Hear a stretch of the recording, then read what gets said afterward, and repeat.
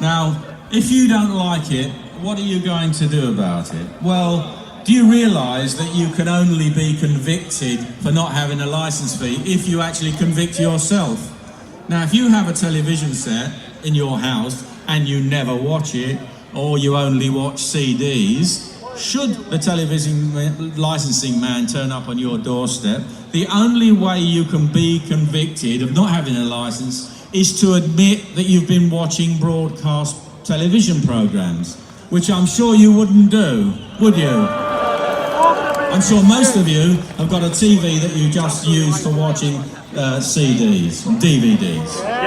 Well, if he knocks on your door and asks you, you do not watch broadcast television programs, in which case you don't have to pay the licence fee. Now, personally, I would be happy to pay a licence fee for a channel that didn't have any adverts on it. I think that was a bargain. But I don't want to pay a licence fee, and I'm forced to, because in order to listen to a diet of propaganda contrary to my own political views. I actually used to respect the BBC, I don't anymore, because it used to have quality broadcasting on news and current affairs. And there are still people there, they're not all bad. You've got Andrew Neil, you've got other people who are fair. And he's the best commentator on the BBC, and of course now I understand that he's going anyway, he's stepping down. So you know what you're in store now, a continued parade of the Andrew Marrs of this world, who, as we already heard, doesn't even admit that they should be impartial in the first place. And when he said they have a liberal agenda, no, madam, they don't. It isn't liberal. Liberal is live and let live under our democratic system.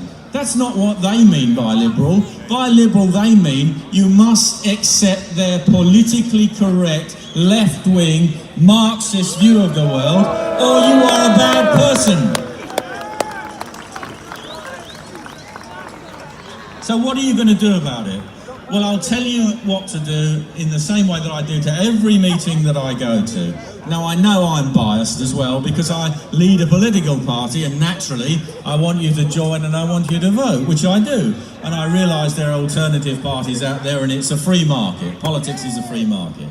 But you will not get anywhere unless you take votes away from the other parties, because that is the only thing that they take notice of and that they care about. So what I would like you to do is go away, and if you haven't joined UKIP already, join UKIP. And we've